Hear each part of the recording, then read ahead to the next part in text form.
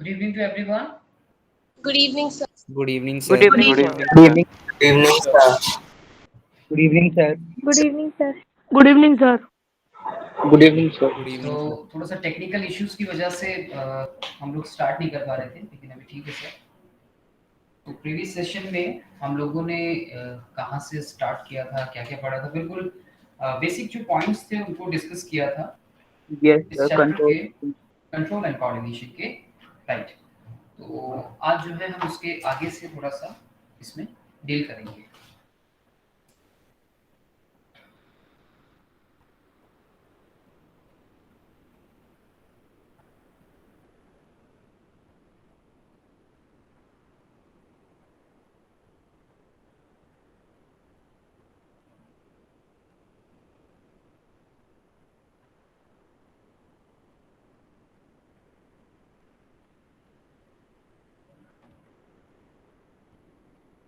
सभी को screen visible है अभी? Yes, sir. Yes, Yes, sir. sir. Yes, sir. Right. So हमने जो बात की थी प्रीवियस सेशन में, जो स्टार्ट किया था, आज हम लोग स्टार्ट करेंगे ह्यूमन न्यूरल सिस्टम से। क्या होता है ह्यूमन न्यूरल सिस्टम, सबसे पहले उसके बारे में बात करेंगे। आप लोगों ने पहले भी छोटी क्लासेस में, क्लास 9th में भी शायद ह्यूमन न्यूरल सिस्टम को तो शायद ना पढ़ा हो, लेकिन हाँ, न्यूरल सिस्टम के बारे में आपने जरूर पढ़ा होगा। Yes, sir. Yes, sir. Neural system जिसमें आपने स्पेसिफिकली नर्व सेल्स को पढ़ा था, न्यूरॉन्स भी जिसको हम बोलते हैं। इससे प्रीवियस सेक्शन में हमने कुछ लोअर इन्वर्टिब्रेट्स में भी जो न्यूरल ऑर्गेनाइजेशन होता है उसके बारे में बात की थी। एंड वी लर्न दैट कि जो लोअर इन्वर्टिब्रेट्स होते हैं उनमें न्यूरल ऑर्गेनाइजेशन बहुत सिंपल सा होता है। जैसे कि हाइड्रा में न्यूरॉन्स एक केज के फॉर्म में हमें देखने को मिलता है। Nerve net. Nerve net, perfect. Insects का जो न्यूरल सिस्टम होता है वो एक बेटर ऑर्गेनाइज होता है, जिसमें ब्रेन कुछ गैंग्लिया और एक यार न्यूरल आपकी टिश्यू का फॉर्म आवाज होता है। बड़ी धीरे आ रही है। Yes, Yes, sir. sir. आप थोड़ी वो बोल दिए Yes, sir. तेज बोल Yes, दिए। sir. धीरे आ रही है। अच्छा, मेरी आवाज धीरे आ रही है, अभी ठीक है? अभी No, sir. कैसी है? Yes, नहीं, sir. Yes, sir. सर थोड़ा Yes, sir. थोड़ा अभी सा. भी थोड़ा सा बेटर है। एक मिनट, मैं शायद Yes. वॉल्यूम का एक मिनट, वॉल्यूम तो ठीक है। सर आप थोड़ा तेज बोल दीजिए फिर सही है। ओके जी, ओके, तेज बोल लेते हैं। सो ये हमने प्रीवियस सेशन में बात की थी, लोअर इन्वर्टिब्रेट्स में जो न्यूरल ऑर्गेनाइजेशन होता है वो बहुत सिंपल सा होता है, लेकिन जब हाइड्रा में हमने देखा था तो वो एक नर्व नेट, लाइक जाल के रूप में हमें देखने को मिला था जब हमने उसके अंदर बात की थी। एक मिनट, मिसिंग है।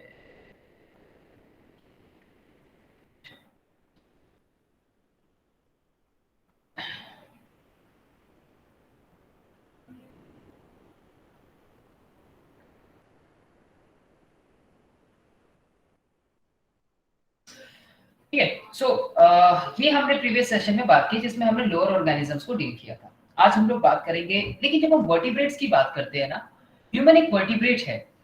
जब भी हम लोग वर्टिब्रेट्स के बारे में बात करते हैं, ह्यूमन एक वर्टिब्रेट है।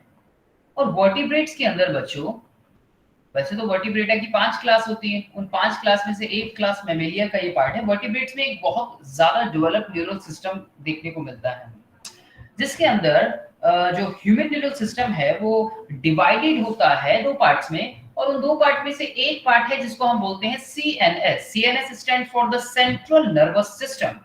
और Central central neural system. Nervous, हाँ, सेंट्रल न्यूरल सिस्टम या फिर सेंट्रल नर्वस सिस्टम, जिसके 2 पार्ट्स हमें देखने को मिलते हैं। एक होता है ब्रेन, जो कि आपको देखने को मिल रहा है आपकी स्क्रीन पे, और Yes. दूसरा होता है एक long Spinal cord. Spinal cord. Spinal cord. Final call. Correct, spinal cord. और स्पाइनल कॉर्ड की ही प्रोटेक्शन के लिए, ये तो हम जानते हैं ना कि हमारे जितने भी बॉडी के वाइटल ऑर्गन्स जो हैं उन सभी की प्रोटेक्शन के लिए नेचर ने, या हम एक जिस तरह से भी ओरिजिन हमारा हुआ है, एक प्रोटेक्शन का फॉर्म हमें देखने को मिलता है। जैसे कि अगर हम ब्रेन की बात करें तो यहाँ स्कल हमें प्रोटेक्शन के लिए मिलता है। उसके अलावा अगर हम अपनी स्पाइनल कॉर्ड की बात करें तो वहां पे Vertebral हमें column. एक वर्टिब्रल कॉलम जो है वो प्रोटेक्शन के लिए देखने को मिलता है। Yes, sir. Yes, CNS includes the brain and the spinal cord, and this is a site of information processing and the controlling. ये दोनों ही जो साइट हैं सेंट्रल नर्वस सिस्टम, इन दोनों से इंक्लूड होके मिलता है या इन दोनों से मिलके बनता है। और ये कैसे साइट है? ये एक साइट है, this is the site of information processing and information processing and control। Body में जो कंट्रोल हमें देखने को मिल रहा है वो कहीं ना कहीं इसी पार्ट से है, ओरिजिनेट होता है। ब्रेन हमारा कमांड करता है बॉडी के वेरियस फंक्शंस को, चाहे वो वॉलंटरी हो या फिर वो इनवॉलंटरी हो। ह्यूमन का सीपीयू, ह्यूमन का CPU CPU is like a very good. So ये हमें देखने को मिलता है। हाँ बेटा, सर ब्रेन हमें जो हमारे कार्डियक मसल है, हार्ट है, उसे भी ऑर्डर देता है। कार्डियक मसल, देखिए मैंने कहा ना वॉलंटरी और इनवॉलंटरी दोनों ही फंक्शंस होते हैं इससे कंट्रोल। हालांकि हम आगे पर्टिकुलर पार्ट के पर्टिकुलर फंक्शंस को डील करेंगे, लेकिन ब्रेन से अब देखो वॉलंटरी तो हमारी इच्छा के अकॉर्डिंगली है ना, इनवॉलंटरी फंक्शंस में कहीं ना कहीं ब्रेन की भी तो इन्वॉल्वमेंट रहती है अपनी, नहीं तो फंक्शन कैसे करेंगे, कमांड कहां से मिलेगी? तो वो कमांड देने वाला जो पार्ट है वो ब्रेन है, राइट। तो सीएनएस हमें दो पार्ट्स में देखने को मिलता है। दूसरा जो पार्ट होता है यहाँ पे ह्यूमन न्यूरल सिस्टम का, वो होता है peripheral neural system which is PNS. मैं लिख देता हूं यहाँ पे पेरिफेरल, ये लिखा हुआ है यहाँ पे, हमें लिखने की जरूरत नहीं है, थोड़ा सा टाइम बचा लेते हैं। पीएनएस, पेरिफेरल नर्वस सिस्टम या पेरिफेरल न्यूरल सिस्टम। जितने भी जो बॉडी की नर्व्स होती हैं जो एसोसिएट होती हैं ब्रेन और स्पाइनल कॉर्ड से, वो यहीं से आती है। PNS in short comprises all the nerves of the body which are associated with central nervous system। CNS में ब्रेन और स्पाइनल कॉर्ड आ गए, पीएनएस में शरीर की सभी नर्व्स आती हैं जो सीएनएस और या फिर ब्रेन और स्पाइनल कॉर्ड से एसोसिएटेड होती हैं। है बेटा, तो मतलब ये पीएनएस यानी सीएनएस से कनेक्ट होके ही पूरा नर्वस सिस्टम बनता है, इस वजह बनाता है बिल्कुल नर्वस सिस्टम में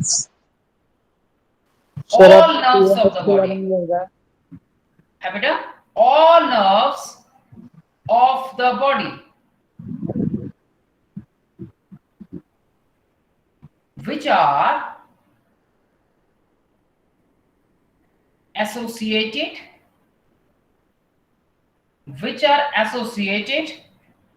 with CNS as well। ठीक है, तो पीएनएस के अंदर सभी नर्व्स आती हैं जो सीएनएस से एसोसिएट रहती हैं। ठीक है, ये बात समझ आई सबको?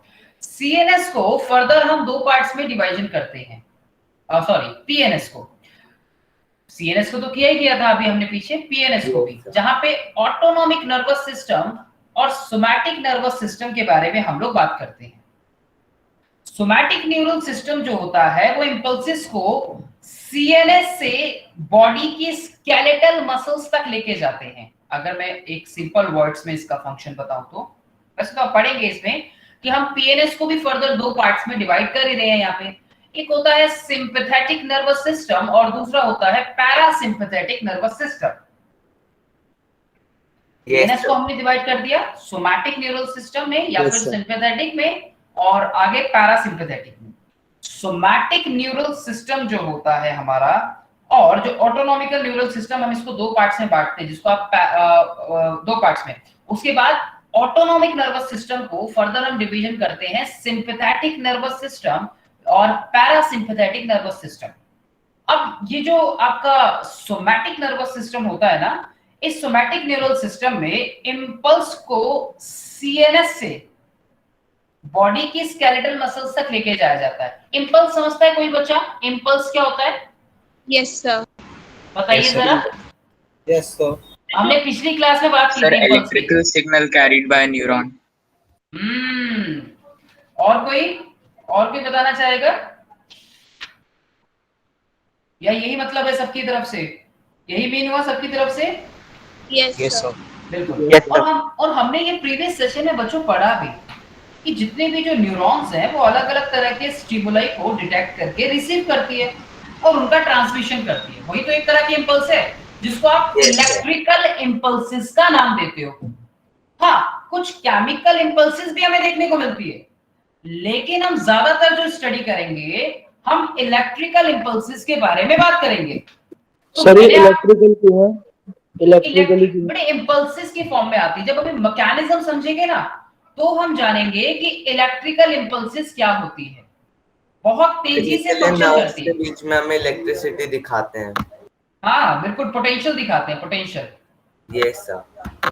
ठीक है, आप देखा ना, मैंने उस दिन भी एग्जांपल बताया था, जो हमारा पहला इंट्रोडक्टरी सेशन था, उसमें हमने बोला था कि अगर आप रोड पे चल रहे हैं और चलते चलते अचानक से आपके पैर में कोई कांटा चुभ जाए या कोई प्रिक लग जाए, कुछ भी हो जाए XYZ, क्या आप सोच के पैर को हटाएंगे कि यार मेरे पैर में कील लग गई है, मेरे पैर में कुछ प्रिक हुआ सर है, तुरंत हटा लेंगे। मैं अपना पैर स्टिमुलाई काम करेगा वहां पे। सर तुरंत स्टिमुलाई मिलेगा और हटा लेंगे। तुरंत स्टिमुलाई मिलेगा और रैपिड ऑटोनॉमिक Suspend. एक्शन होगा। और वो रैपिड ऑटोनॉमिक एक्शन जो है वो तुरंत विद इन मतलब सेकंड्स का भी कुछ भाग लगा लो, जितनी देर में आप पैर हटा लोगे अपना। बच्चों यही तो होता है जब आप अपने रूम में या घर में कहीं बिजली का स्विच ऑन करते हो तो लाइट कितनी तेजी से पहुंचती है ना। इधर आपने स्विच ऑन किया, उधर फैन स्टार्ट हो गया, इधर आपने स्विच ऑन किया, लाइट स्टार्ट हो गई। यही तो होता है। Yes sir. पर विद इन मतलब सेकंड का भी बहुत छोटे भाग में एक लाइट आपकी स्टार्ट हो जाती है। कुछ इंपल्सेस का भी वही रोल है बच्चों, जो सेकंड के कुछ भाग में आपको इंजरी से बचा लेती है। नहीं तो हॉट ऑब्जेक्ट पे हाथ लगा रह जाएगा अगर इंपल्सेस इलेक्ट्रिकल इंपल्सेस के फॉर्म में ना जाए या बिजली की उस स्पीड की तरह ना जाए। इंपल्सेस से हम इसलिए इंपल्सेस का नाम। तो मैंने सोमैटिक नर्वस सिस्टम के लिए कहा कि इंपल्सेस को, जो भी इंपल्सेस है यहाँ पे सोमैटिक में जब हम बात करते हैं तो यहाँ पर जो भी सर एक बार इंपल्सेस, दोबारा बता दीजिए। हाँ जी पूछिए, कहाँ से बताऊं बेटा, वहीं से बताऊंगा। सर इम्पल्स तो मुझे समझ आ गया, ठीक फिर है, आपने इलेक्ट्रिकल और ये जो केमिकल से बताया ये नहीं समझ केमिकल, आया। ये दो एक तो पार्ट्स में अभी दो पार्ट्स में पढ़ेंगे बेटा हम इसको। यस सर, पर सर आवाज भी कम आ रही है ना, इस वजह से सुनाई नहीं अभी दे तो रहा। बेटा मैं इतनी तेज बोल रहा हूँ कि शायद पूरी बिल्डिंग में मेरी आवाज जा रही होगी, पूरे फ्लोर सर पे। मेरी तरफ तो सही आ रही है। क्लियर है यस सर अब सही थी। मैं इतनी तेज बोल रहा हूँ कि मेरे ख्याल से पूरे फ्लोर पे मेरी आवाज आ रही होगी, इवन रूम लॉक्ड है मेरा। सो एक बार आप लोग सब लोग अपनी डिवाइस से वॉल्यूम को फुल कर लें अगर किसी को कम लग रही है तो, और अगर फिर भी कोई एरर होती है, कम आती है, 100 पे रखी है।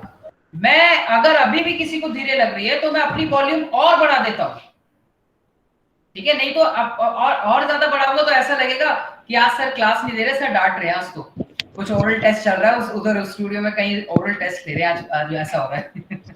चलिए, अगर फिर भी किसी को, अगर बेटा तब भी कम लगती है तो मुझे बताओ, मैं और वॉल्यूम बढ़ा दूंगा, और इससे ज्यादा क्या कर सकता हूँ, और मेरे पास कोई ऑप्शन नहीं है। नहीं सर आप इम्पल्स से आगे आपने क्या बताया, एक बार वो बता हाँ, इम्पल्स देखो, मैंने कहानी ये जो स्टार्ट किया था, मैंने कहा कि न्यूरॉन्स अलग अलग तरह के स्टिमुलाई को डिटेक्ट करके रिसीव करते हैं और उनका ट्रांसमिशन करते हैं। बट वो जो ट्रांसमिशन होता है वो एक इलेक्ट्रिकल फॉर्म के अंदर होता है, इलेक्ट्रिकल इंपल्सेस जिसको हम बोलते हैं।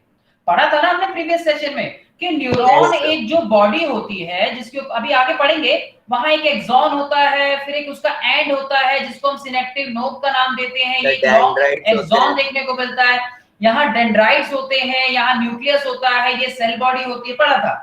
तो यहाँ से जो इंपल्स आती है, जो इंपल्स आया है, यहाँ से जो स्टिमुलाई आया है, वो एक इलेक्ट्रिकल इंपल्सेस के फॉर्म में इस लॉन्ग फाइबर से ट्रांसमिट होता है। सर जब हम इम्पल्स आना कहते हैं तो बेसिकली कुछ मतलब ऐसे कुछ सेंसेशंस आती है ना हमारे पास। हाँ बिल्कुल सेंसेशन है बेटा ये। हाँ क्योंकि सर बेटे बॉडी में हमारी नाम बताओ जल्दी से, मोक्षिता। Yes sir. हाँ मैं पहचान गया आवाज से। अब देखिए बेटा, हमारी बॉडी में रिसेप्टर्स प्रेजेंट होते हैं, ये बात तो सब लोग जानते हैं ना रिसेप्टर्स के बारे में, बिल्कुल जानते होंगे। रिसेप्टर्स ही तो होते हैं जो इन स्टिमुलाई को लेने में अपना रोल प्ले करते हैं। इन रिसेप्टर्स की वजह से ही तो हम आगे इन स्टिमुलाई को ट्रांसमिट कर पाते हैं, तभी तो पता लगता है कि हाँ बेटा।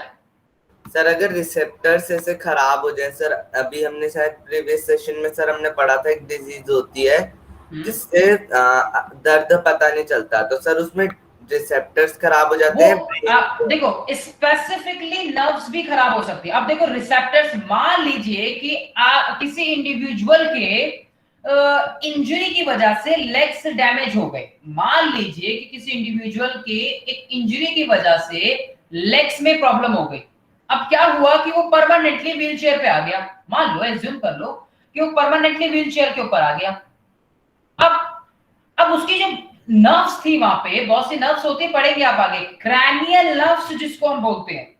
मान लो कि कोई एक क्रैनियल नर्व जो यहाँ पे मैसेज देके आ रही थी, जो सेंसेशन दे रही थी नीचे लेग्स में, उसने वो दब गई, वो कंप्रेस हो गई इंजरी की वजह से, उसने अपना काम करना बंद कर दिया। लेकिन वही जो बाकी के जो रिसेप्टर्स उसकी स्किन पे बाकी के पार्ट्स पे प्रेजेंट है, मान लीजिए हैंड्स पे प्रेजेंट है, बैक पे प्रेजेंट है, या अदर पार्ट पे कहीं भी बॉडी पे प्रेजेंट है, वहां तो उसको फील हो रहा है, उसको लेग्स में लेकिन कोई भी सेंसेशन फील नहीं हो रही। उसके लेग्स में इंजरी हुई है ज्यादा मेजरली, और वहां कोई नर्व्स ऐसे कंप्रेस हो गई है कि ना तो उसको वहां पे कुछ पिंच हो रहा है, ना ही उसको वहां पे ठंडा लग रहा है, ना ही उसको गर्म लग रहा है, लेकिन उसके हैंड्स में उसको सारी चीजें फील हो रही है। तो हम ये नहीं कहेंगे कि रिसेप्टर्स ब्लॉक्ड हो गए, हम ये नहीं कहेंगे कि रिसेप्टर्स खराब हो गए, हम ये कहेंगे कि भाई वहां कोई नर्व्स ऐसी कंप्रेस हो गई है जिसकी वजह से वो डिटेक्ट नहीं कर पा रहे हैं स्टिमुलाई को। बात समझ रहे मेरी? Yes. तो ये चीज हमें वहां पे देखने को मिलती है। तो मोक्षिता, ये जो मैसेज ट्रांसफर होते हैं बेटा, ये इलेक्ट्रिकल और केमिकल इंपल्सेस की फॉर्म में होते हैं। Yes, कैसे sir. होते हैं वो हम आगे समझेंगे। अभी Okay. अभी किसी ने कुछ क्वेश्चन पूछा, हाँ बेटा दोबारा बोलो जरा, नाम के साथ बोलते रहा करो एक बार। कृष्णा। हाँ नहीं, कृष्णा से पहले किसी ने बोला, अभी किसी की वॉइस आई थी जब मैंने इलेक्ट्रिकल इंपल्सेस अभी बोला। बिल्कुल यस सर। सर मैं ये हाँ। बोल रहा था कि जो मैसेज पास नहीं हो पाता नर्व्स की वजह से। हाँ पास नहीं यस सर, मैं ये बोल रहा था। ओके बेटा, हाँ बिल्कुल बिल्कुल। कृष्णा बताइए बेटा, कुछ पूछ रहे थे? यस सर मेरा हाँ। सर आप बता रहे जो ये व्हील चेयर वाला पूरा सीन, हाँ। सर हाँ। इसकी बात नहीं कर रहा सर, मैं कह रहा हूँ डिसऑर्डर होते हैं ना कि उन्हें दर्द ही हाँ। नहीं होता पर सब सही से काम कर रहा है, सर उस केस में क्या होता है? अब वही है ना, वहां पे फिर हम उस कंडीशन में कह सकते हैं कि रिसेप्टर्स काम नहीं कर रहे। भाई रिसेप्टर्स हमारे देखो रिसेप्टर्स ऐसा भी हो सकता है कि परमानेंटली बंद हो जाए, रिसेप्टर्स ऐसा भी हो सकता है कि टेम्पररी बंद हो। अब जैसे मान लो हमें कॉमन कोल्ड होता ही नहीं होता कुछ टाइम में। अब कॉमन कोल्ड का जो टाइम पीरियड होता है वो लगभग 7 to 8 डेज का होता है।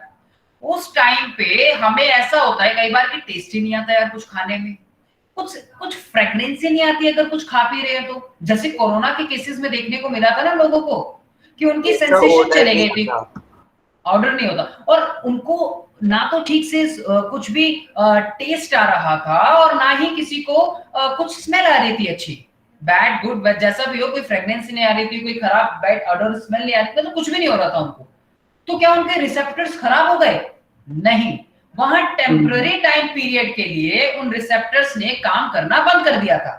क्या उनका नर्वस सिस्टम खराब हो गया? नहीं, वहां टेम्पररी टाइम पीरियड के लिए स्टिमुलाई को डिटेक्ट नहीं किया जा रहा था। सर ऐसा तो फिर सर इस केस में ऐसा थोड़ी हो सकता है कि अगर वो टेस्ट स्मेल कर सकता है और टच करके चीजों को बता सकता है पर उसे दर्द नहीं होगा, सर ऐसा तो नहीं हो सकता ना, क्योंकि रिसेप्टर्स खराब है तो हर केस में होंगे ना ना ना ना बिल्कुल भी नहीं। यहाँ मैंने कहा, मैंने तो कहा ही नहीं यहाँ पे रिसेप्टर्स खराब है। हम तो यहाँ केसेस, हम तो उस वाले केस की बात ही नहीं कर रहे कृष्णा।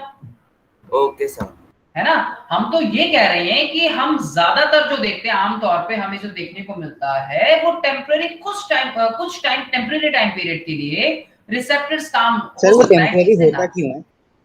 बेटा आपकी बॉडी में जैसे जो वायरसेस हैं, ठीक है, अब जैसे कॉमन कोल्ड हुआ, common cold by the rhino virus, अब वो जाके आपके नेजल पैसेज को या जो भी आपका रेस्पिरेटरी ट्रैक में जिस पार्ट में वो जा रहा है उसको स्लो डाउन कर देता है, उस एक्शंस को।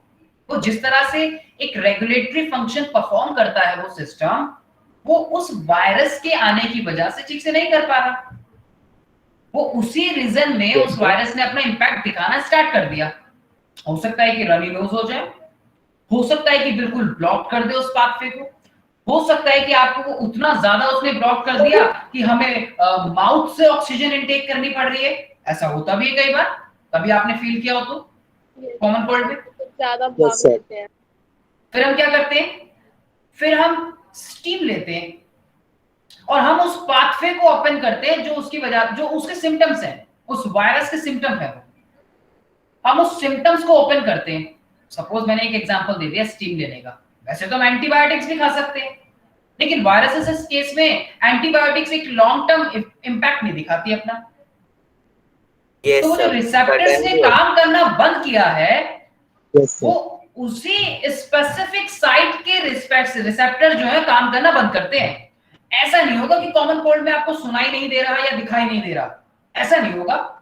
हाँ, आपके गस्टेटरी और ऑल्फैक्टरी रिसेप्टर्स पे काम करना बंद कर सकते हैं थोड़ी देर के लिए, थोड़े टाइम पीरियड के लिए। मैं ये नहीं कह रहा कि 100% ब्लॉक्ड हो गए, मैं ये नहीं कह रहा कि 100% ब्लॉक्ड हो गए रिसेप्टर्स उस टाइम पे। आपके जो ऑल्फैक्टरी रिसेप्टर्स होते हैं जो आपकी नोज में प्रेजेंट होते हैं, क्यों? क्योंकि जब हम स्टीम लेते हैं, हमने मान लीजिए कि स्टीम में अपनी विक्स डाल दी, जैसे भाप ले रहे हैं हम लोग अच्छे से, और हमने कोई भी उसके अंदर कोई मेडिसिन डाल दी, स्टीम कैप्सूल्स आते हैं, हमने वो डाल दी, उसकी फ्रेग्रेंस आती है हमें, वो तेज इतने ज्यादा है, इतने स्ट्रॉन्ग है वो, या तो किसी केमिकल के कारण हो सकता है, या फिर बिल्कुल बिल्कुल बिल्कुल ये सब कोमा से भी वापस आ सकते हैं, सडन चेंज। सर वो कैसे करते हैं वो?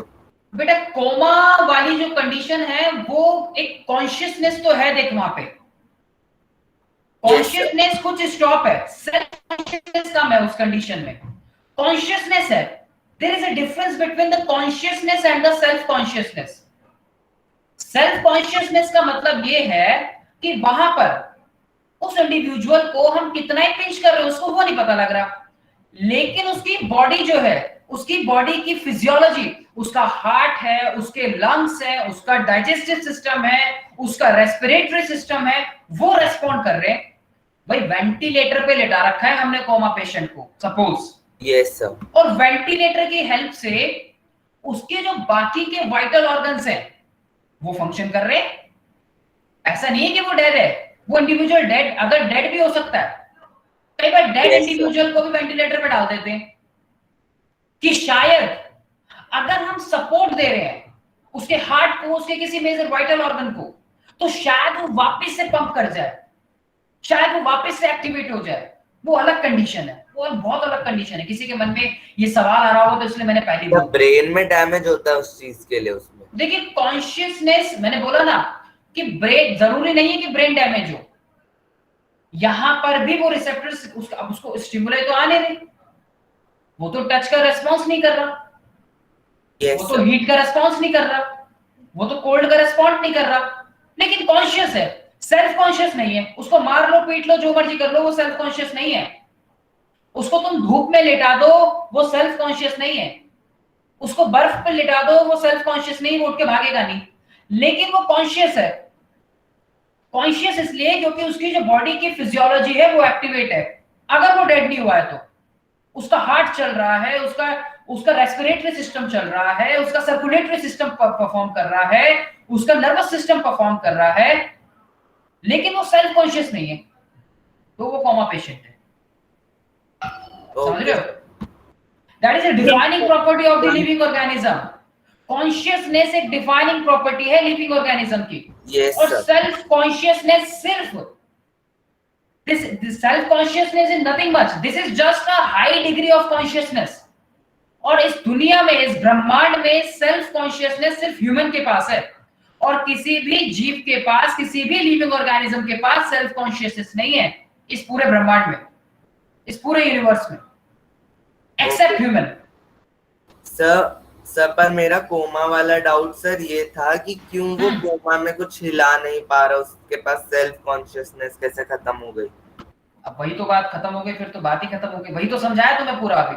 मैंने कहा कि भाई जब उसकी बॉडी कॉन्शियस तो है, लेकिन सेल्फ कॉन्शियस क्यों नहीं है? रिसेप्टर्स ठीक से काम नहीं कर, नर्वस सिस्टम पे इंपैक्ट तो पड़ा है उसके, रिसेप्टर्स खराब हुए ना, स्टिमुलाई तो आ रहे हैं लेकिन रिस्पॉन्ड नहीं कर रहा, रिएक्ट नहीं कर रही है बॉडी। मैंने बोला ना कि मैसेज जा तो रहा है लेकिन वापस नहीं आ रहा है। Okay sir. भाई वापस अगर आ रहा होता तो क्या होता? आप उसको मार लो, पीट लो, वो रिस्पॉन्ड करता? यस सर करता। अब उसके पिंच Yes, करो, sir. उस भी वो रिस्पॉन्ड करेगा, वो रिएक्ट क्योंकि करेगा वापस आता उसका। वापस यस सर, सिग्नल। क्योंकि वो वापस आ रहा है सिग्नल। भाई सीएनएस से मैसेज को वापस भी तो आना है। आपने जो रोड पे चलते चलते प्रिक पे से जो पैर हटाया आपने, जो आपके पैर में कुछ पिंच हुआ, जैसे आपने पैर हटाया मैसेज वापस आया सीएनएस में जाके, तब आपने वापस उसका Yes, रिएक्ट sir. किया है। कोमा के पेशेंट के केस में मैसेज वापस नहीं आ रहा है, हमारा प्रॉब्लम ये है। Okay sir. सर मतलब स्टिमुलाई ब्रेन तक जा रहा है लेकिन वहां से वापस सिग्नल वापस नहीं आ रहा है, ठीक है? तो उसका जाने का फायदा ही क्या हुआ? कॉन्शियस है, Okay, sir. मैंने कहा ना, वो पेशेंट कॉन्शियस है लेकिन सेल्फ सर कॉन्शियस। अगर उसको सर कॉन्शियस है तब, सर अगर कॉन्शियस भी नहीं हो तब सिग्नल भी नहीं जाएंगे ना? फिर तो कुछ भी नहीं होगा बेटा। कॉन्शियस नहीं होगा तो फिर तो डेड हो गई ना बॉडी, क्योंकि कॉन्शियसनेस लिविंग ऑर्गेनिज्म की एक डिफाइनिंग। सर मतलब अगर कोई पैरालाइज्ड है, वो कॉन्शियस है, उसका सिग्नल जाता है लेकिन वापस नहीं आता है ना? हाँ पैरालाइज्ड है लेकिन हाँ कॉन्शियस तो है। देखो कॉन्शियस होगा तो Yes, लिविंग होगा, अगर कॉन्शियस है तो लिविंग है, अगर कॉन्शियस नहीं है तो वो डेड हो गया। बट ध्यान रखना ये सर बात। फिर ऐसा क्यों बोलते हैं कि हार्ट डेथ के हाँ। बाद भी लगभग 24 घंटे तक वर्क कुछ करता है? कुछ मिनट्स, कुछ घंटों तक कुछ एक्टिवेट होता है। तभी तो जब कभी हार्ट अटैक आता है तो एक शॉक दिया जाता है, इलेक्ट्रिकल शॉक्स, किसी ने सुना हो अगर आप लोगों ने? यस सर, देखे भी Yes, sir. Yes, sir. सब वो मूवीज इसलिए में कि करते हैं वो। मूवीज में देखा हो, कहीं भी देखा हो आप लोगों ने, तो वो इसलिए दिया जाता है कि एक पंप वापस से स्टार्ट हो सके, ठीक है? एक वापस से पंप होने की वजह से वो एक एक्शन वापस से जनरेट हो सके उसके अंदर, पंपिंग ऑर्गन को नर्वस वापस। सिस्टम सही हो जाए। हाँ मतलब मैसेज वापस ब्रेन तक पहुंच जाए। और एक बार ब्रेन डेड हो गया फिर तो प्रॉब्लम हाई है, फिर तो बहुत ज्यादा Yes, दिक्कत है, फिर तो कमांड ही बंद हो जाएगी पूरी बॉडी का। जब ब्रेन ये डेड हो लगा जाएगा तो मर जाएंगे ना, सीधा सीधा इंस्टेंट वो डेथ। तो फिर कमांड नहीं मिलेगी ना, कमांड ही नहीं मिलेगी किसी भी ऑर्गन को फंक्शन करने की। Instant death. इंस्टेंट, राइट, ठीक है? Sir, तभी brain death तो को हम हार्ट ट्रांसप्लांट कर सकते हैं लेकिन ब्रेन ट्रांसप्लांट कैसे करें? समझ रहे हो? Yes sir. वो तो पॉसिबल है, हार्ट ट्रांसप्लांट तो फिर भी हो जाएगा। ग्रीन कॉरिडोर बना के किसी दूसरी स्टेट से दिल्ली एम्स में हार्ट को ला सकते हैं हम, लेकिन कभी सुना है कि ग्रीन कॉरिडोर बना के किसी की ब्रेन सर्जरी हुई है, ब्रेन आया हो दूसरी स्टेट से और हमने दिल्ली में ब्रेन लगाया हो किसी में? हार्ट का जरूर सुना होगा, किडनीज का जरूर सुना होगा, लंग्स का जरूर सुना होगा, लिवर का जरूर सुना होगा, सारी चीजों का सुना होगा। क्या बेटा? सर ये पॉसिबल नहीं कि अभी तक किसी ने इसके बारे में रिसर्च वगैरह नहीं करी है? नहीं हुआ है बेटा, लेकिन सक्सेसफुल नहीं रहा, हुआ है। Yes sir. सर कह रहे हैं कि होगा बाद में। देखो क्या नहीं हो सकता, क्या नहीं हो सकता। ये इससे पहले हार्ट से मतलब हार्ट ट्रांसप्लांटेशन भी मुश्किल लगता था, इम्पॉसिबल लगता था। बिल्कुल। अब ये लिवर, किडनीज और हार्ट, लंग्स बहुत मतलब बहुत कॉमन सी बात हो गई है, मतलब ट्रांसप्लांट होना। मतलब इतनी भी ज्यादा कॉमन नहीं हुई, 1% रिस्क तो रहता ही रहता सर है। हार्ट तो सर अभी भी हार्ट में तो रिस्क बहुत ज्यादा हाई रहता है, बाकी सब बेटा रिस्क रहता है, लेकिन हमें सुन के अजीब नहीं लगता कि अच्छा हार्ट ट्रांसप्लांट हुआ है, अच्छा अरे कहाँ पे हुआ है हार्ट ट्रांसप्लांट? तो हाँ अगर सर ब्रेन कॉमन का, हो गया इसलिए। हाँ क्योंकि बहुत ज्यादा नंबर ऑफ केसेस जो हैं हम देख चुके हैं हार्ट ट्रांसप्लांट के, सुन चुके हैं, ठीक है? तो इसलिए एक्चुअली ब्रेन से सारी जो नर्व्स वगैरह अराइज होती है ना, उनको स्विचर करना वो बहुत टिपिकल है बच्चों। आप हायर क्लासेस में पढ़ेंगे उसके बारे में, to all you my future doctors. तो आप जब देखोगे तो जितनी भी जो नर्व्स वहां से निकल रही हैं और वो किस जगह से जाके स्पाइन्स में जुड़ रही हैं और बाकी की तरफ पूरी बॉडी के ऑर्गन्स की तरफ जा रही हैं, तो वहां पे उसको जोड़ना, स्विचर करना इज अ बिग डील। तो वो आसान नहीं है। एक किडनी ही ट्रांसप्लांट करने में या लिवर ही ट्रांसप्लांट करने में एक चीज कहने में बहुत आसान है, लेकिन ये प्रोसेसिंग बहुत ज्यादा एक्सट्रीमली टफ है। तो हो तो ये आम बात हो गई है, लेकिन ये आम बात इसलिए हो गई है क्योंकि बहुत ज्यादा सक्सेसफुल केसेस इसके अंदर हैं, अनसक्सेस कम है। सक्सेस ज्यादा मिली है इसमें ट्रांसप्लांट करने के बाद, इसलिए बहुत ज्यादा कॉमन सी बात हो गई है ये। अगर अनसक्सेसफुल हुआ होता तो ये ज्यादा या एक मॉडरेट रेशियो रहा होता तो बहुत डर लगता लोगों को, राइट? तो इसलिए वही बात है बस एक ही। तो ब्रेन का ये जो हुआ है काफी पहले हुआ है, लेकिन वो अनसक्सेसफुल रहा, इसलिए उसको आगे देखो वर्ल्ड वाइड कहीं ना कहीं प्रोसेसिंग तो चल ही रही है और काम इस पे चल ही रहा है, लेकिन कब बेहतर ब्रेन तो success जिंदा रह ही नहीं सकता ना बिना बॉडी के। नहीं रह सकता ना, वही तो दिक्कत है। और तो फिर हार्ट पता नहीं को कुछ भी, जार में रखा हुआ था सर आइंस्टाइन का ब्रेन। अरे कई बातें मिथ्स होती हैं। आपने ये भी सुना होगा कि आइंस्टीन का ब्रेन इतने परसेंट ज्यादा काम करता था, हमारा कम करता है, ऐसा भी सुना होगा आप सबने। सर वो तो बेवकूफी है।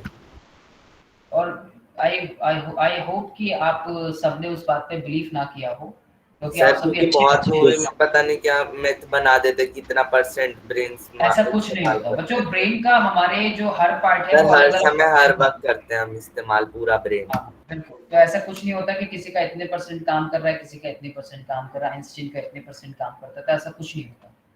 सब मिथ वाली बातें हैं। सर ब्रेन का ब्रेन डेथ कोई ऑफिशियल डेथ डिक्लेयर किया गया है ना सर, अगर डेथ हो जाती है इंसान की तो मतलब उसका ब्रेन डेड हो गया। ऑफिशियल से मैं समझा नहीं बेटा, अभी किसी का कुछ हुआ है क्या? नहीं सर, मैंने गूगल पे पढ़ा था तो सर हाँ। ब्रेन डेथ के बारे में लिखा था कि सर हम्म। अगर हम बोलते हैं कि ऑफिशियली बोलते हैं कि एक पर्सन की डेथ हो गई है मतलब उसका ब्रेन डेड हो गया है। हाँ हाँ, ब्रेन डेड हो गया है देखो, और बाकी के भी ऐसा नहीं है कि सिर्फ ब्रेन डेड ही, देखो ब्रेन फंक्शन नहीं कर रहा यानी कि अगर कोई बाकी के ऑर्गन्स भी डैमेज हो जाते हैं तब भी ब्रेन काम करना बंद कर देता है, ऐसा भी होता है कई बार। या स्पेसिफिक पार्ट इतना ज्यादा डैमेज हो जाता है या इतना ज्यादा टॉक्सिक बना देता है तब भी उसके ऊपर इम्पैक्ट पड़ता है। एक्चुअली सारी कहानी ब्लड की भी होती है कहीं ना कहीं, कुछ केसेस में डिपेंड करता है कि डेथ किस वजह से हुई है। वाइटल ऑर्गन्स पे अगर कोई इम्पैक्ट पड़ता है तो बहुत ज्यादा क्रिटिकल इंजरी हो सकती है, मतलब किसी क्रिटिकल कंडीशन हो सकती है।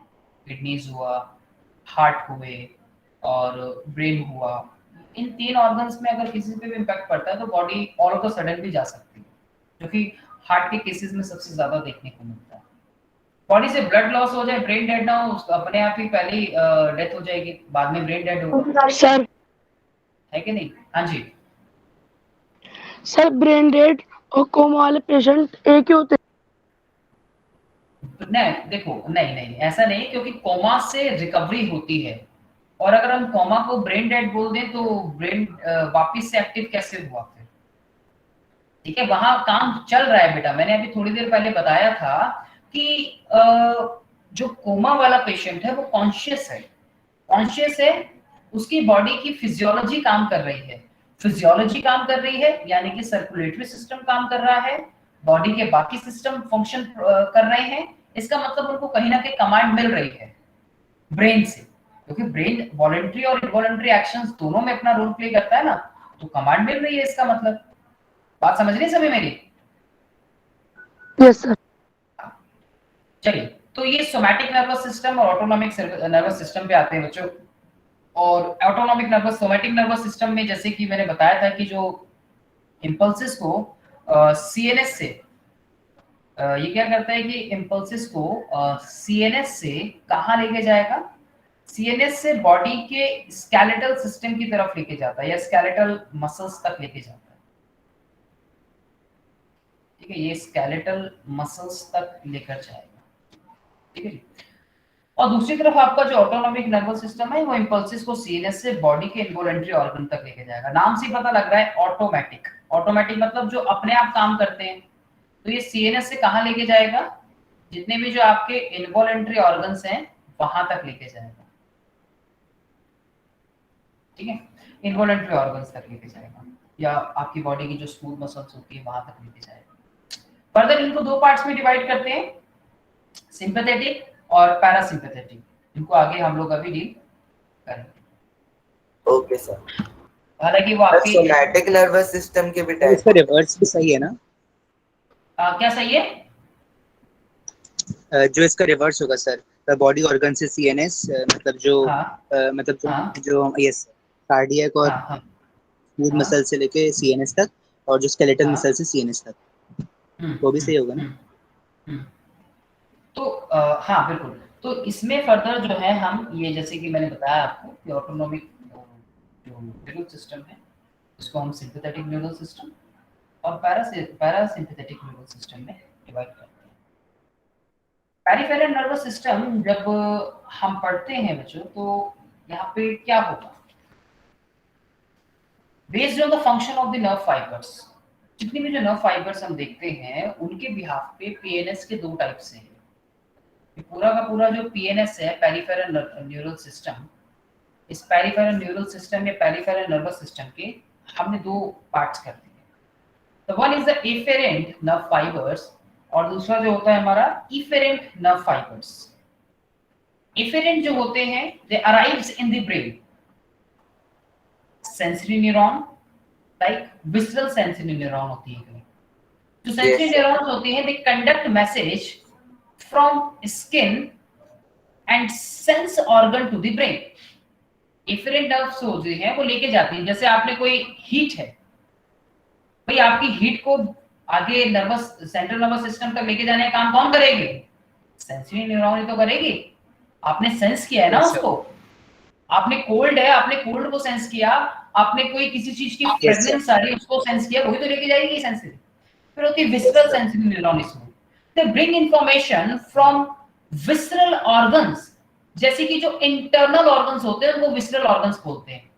जितने भी जो आपके इंटरनल ऑर्गन्स होते हैं उन इंटरनल ऑर्गन्स को हम किसका नाम देते हैं? विसरल ऑर्गन्स का।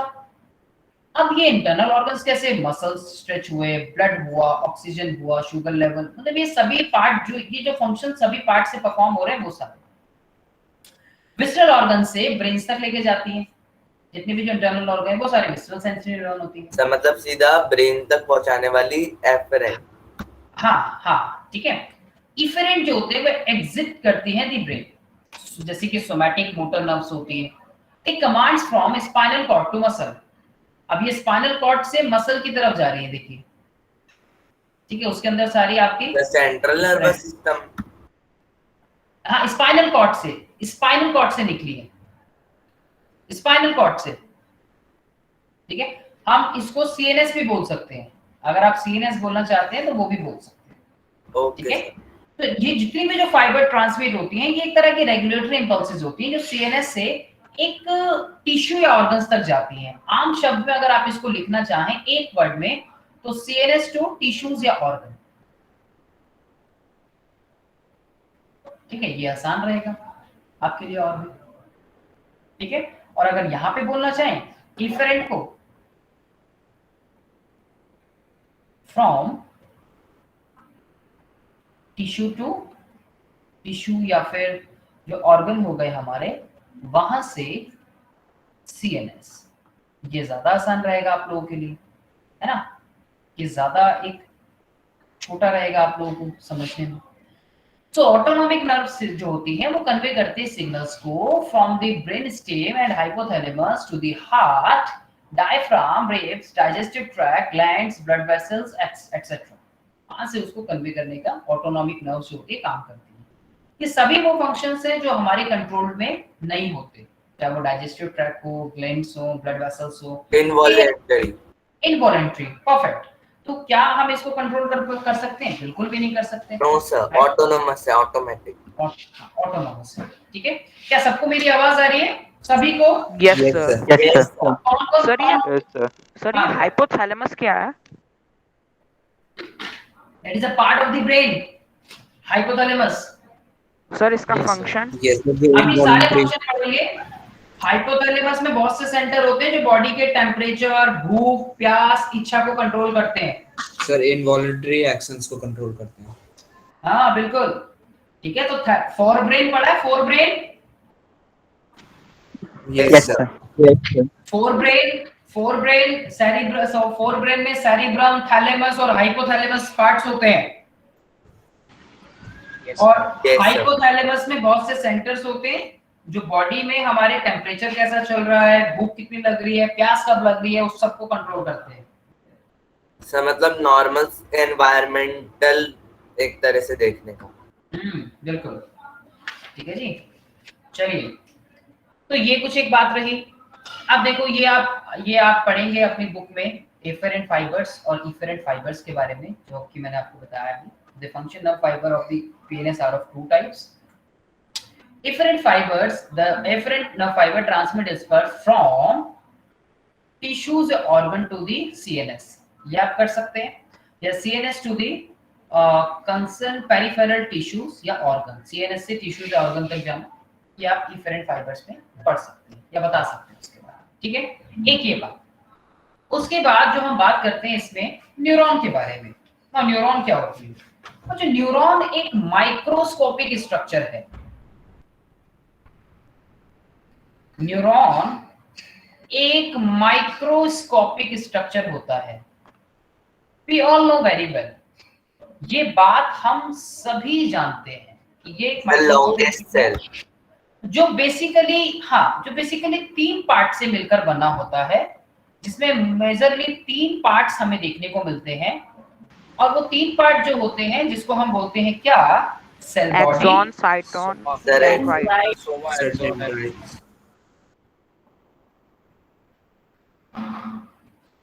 अरे अरे अरे अरे अरे अरे अरे अरे अरे डेंड्राइट्स और एक्सॉन।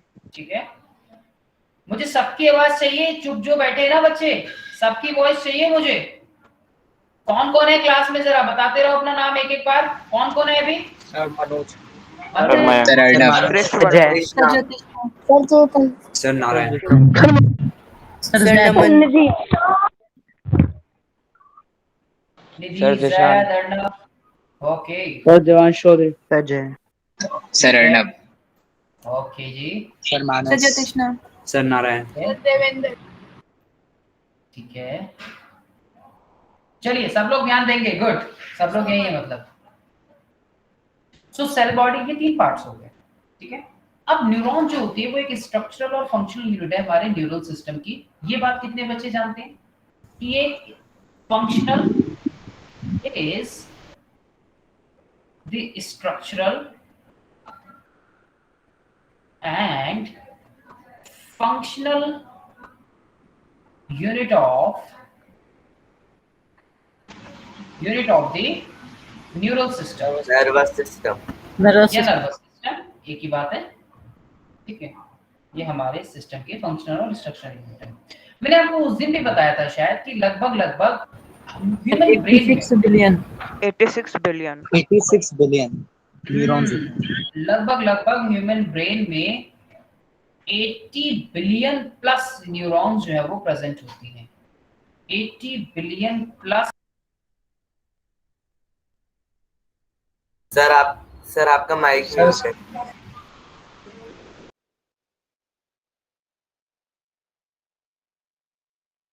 सर आप म्यूट हो गए हो। सर आपकी वॉइस नहीं आ रही है। Sir your mic is, sir आप म्यूटेड हो।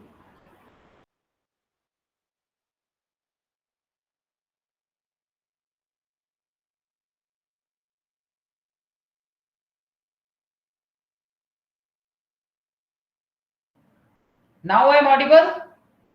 yes sir, yes sir. मैंने तो किया नहीं, ये कैसे हो गया? सर आपने कंट्रोल डी दबा दिया था क्या? मैंने तो कुछ सर भी एक नहीं बच्चे ने आपको म्यूट कर दिया। किया। अच्छा, सर ये आपके मैसेज भी दिखा रहा है सर, लास्ट में साइड में। क्या दिखा रहा है? ओके, हाँ किसी ने किया, सर जैद मोहम्मद जमान दिखा है। सर मोहम्मद हाँ। लिखा हुआ। सर हम आपको पिन कर रहे थे, म्यूट हो गया गलती से। कोई बात नहीं बेटा, कोई बात नहीं यार। ये अब मैं ये जूम हो गया, आपको काफी ज्यादा जूम दिख रहा होगा ना ये। Yes sir, yes sir, control minus minus, क्या? सर छोटा करना है ना आपको। हाँ द कंट्रोल माइनस माइनस।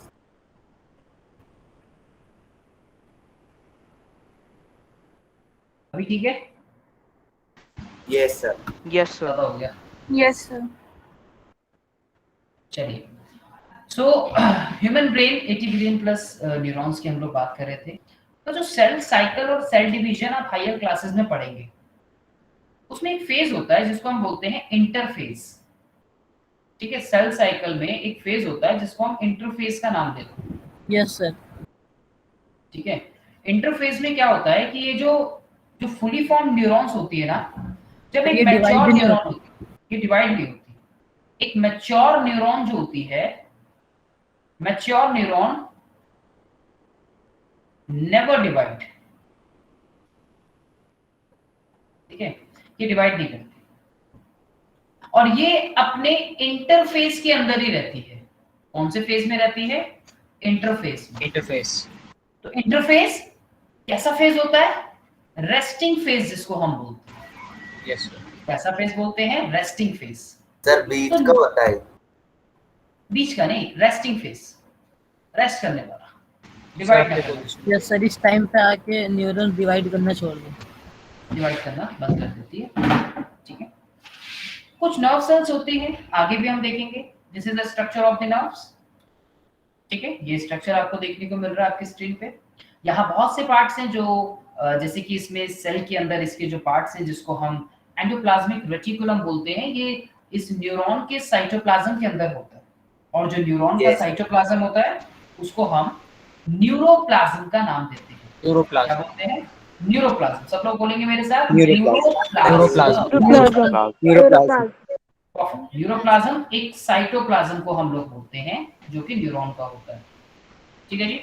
और यहाँ सेंट्रली न्यूक्लियस प्रेजेंट है, बिल्कुल है। सेल बॉडी प्रेजेंट है। न्यूरॉन्स के अंदर बाकी सारे होते हैं नॉर्मल ऑर्गेनल्स। हाँ बिल्कुल होते हैं बेटा। सेल बॉडी को ही सोमा बोलते हैं। हाँ बेटा, सेल बॉडी को ही सोमा बोलते हैं, साइटोन भी बोलते हैं। सेल बॉडी को ही सोमा भी बोलते हैं और साइटोन का नाम भी देते हैं। ठीक है, अभी पढ़ेंगे, अभी हम आ रहे हैं उसी पे। ये मैं सिर्फ एक डायग्राम दिखा रहा था। और ये पार्ट देखो जरा, एक्सॉन हिलॉक, ये भी मैं बताता हूँ आगे क्या होता है। ठीक है, एक्सॉन हिलॉक, बाकी तो सब आपने पढ़े हुए हैं, गोल्गी एपरेटस, माइटोकॉन्ड्रिया, डेंड्राइट्स है, डेंड्राइटिक ब्रांचेस हो गई। अच्छा, ये चीज में कंफ्यूज मत होना कभी भी, मैंने देखा है बच्चे उनमें कंफ्यूज हो जाते हैं, या वो डिफरेंस ही नहीं समझते। वो कहते हैं एक ही चीज है सर, ये डेंड्राइट है। सर ब्रांचेस में अंतर हो गया वैसे। सर डेंड्राइट्स उसका मेन स्टेम है और वो डिवाइड। बस बस बस बस बस ये है बेटा, यही बता रहा हूं मैं कि ये एक डेंड्राइट हो गया और डेंड्राइट की हमें कुछ ब्रांचेस देखने को मिल रही हैं, वो डेंड्राइट ब्रांचेस हो गई। ठीक है, सर मतलब डेंड्राइट हो गया स्टेम और डेंड्राइटिक ब्रांच हो गई उसकी ब्रांचेस। अरे नोट्स और इंटरनोट्स देखा है ना? Yes sir. बस यस सर, ऐसा समझ लो। ठीक है जी, तो बस इसमें कंफ्यूज नहीं होना, बच्चे इसको एक ही बना देते हैं। और जब आप लेबल करके आओगे ना बोर्ड में अगर आएगा डायग्राम में, तो इस तरीके से बढ़िया सा लेबल करके आना जो अलग से दिखना चाहिए आप लोगों का डायग्राम, अगर 3 मार्क्स का आया तो। Certain nerve cells have a large size flask shaped cytosol, जिसको हम सेल बॉडी का भी नाम देते हैं। These are found in the cortex of the cerebellum। तो जो ब्रेन के पार्ट में कुछ जो हमें देखने को मिलती है ना बहुत सारी, जिसको हम पुर्किंजे सेल का नाम देते हैं, पुर्किंजे सेल। कुछ नर्व सेल्स जो होती हैं, कुछ नर्व सेल्स के ऊपर रखोगे। हाँ बिल्कुल बेटा, वेरी गुड। कुछ सेल्स जो होती हैं, कुछ nerve cells, they have a large size flask shaped cytosol। बड़ा सा साइज होता है इसका साइटोन का। They are found in the cortex region of the cerebellum। 2 reason होते हैं, जैसे inner medulla, outer cortex, cerebellum. अभी जैसे बताया था सेरिबेलम के बारे में मैंने कि सेरिबेलम क्या है, हालांकि वो मैंने सेरिब्रल बताया था। तो इसी तरह से सेरिबेलम भी होता है। Cerebellum is the part of the hindbrain। Cerebellum is the part of the hindbrain। Yes sir, इसको लिटिल ब्रेन भी बोलते हैं। बिल्कुल बेटा, हाइंड ब्रेन के और भी पार्ट्स होते हैं, जब ब्रेन पढ़ेंगे तब पढ़ेंगे। ब्रेन के 3 पार्ट्स होते हैं। छुपा हुआ दिमाग है एक तरह से। अरे आ तो जाओ वहां पे, तभी पढ़ेंगे। थोड़ा सा ब्रेक रखो बस। हाँ बेटा, किसी ने कुछ पूछा? अभी जल्दी से पूछो, आगे चलना है, बहुत देर हो जाएगी नहीं तो। हाँ सर, ब्रेन के पार्ट्स होते हैं, जब ब्रेन पढ़ेंगे तब बताऊंगा। मैंने बोला तो कि पार्ट्स ऑफ ब्रेन होते हैं बच्चे, मैंने बोला तो अभी पार्ट्स ऑफ ब्रेन, जिसमें हम 3 पार्ट्स पढ़ते हैं। अभी अभी बताया बिल्कुल, मैंने कहा फोर ब्रेन, मिड ब्रेन और हिंड ब्रेन। ठीक है, एफएमएच। तो ये जो सेरिबेलम है, ये सेरिबेलम का जो कॉर्टेक्स पार्ट है, मतलब जो आउटर पार्ट है, उसमें प्रेजेंट होती है पुर्किंजे सेल्स। ठीक है, a neuron also known as nerve cell, which is an electrically excitable cells that receives, processes and transmit information through electrical and chemical signals। Sir electrical impulses भेजते हैं sir, ये भी पढ़ा है। और अभी हमने डिस्कस किया था इलेक्ट्रिकल इम्पल्स और केमिकल इम्पल्सेस को, किया था नहीं किया था? अगर किसी भी बच्चे का कोई डाउट है इस लाइन में तो मुझे बता दे।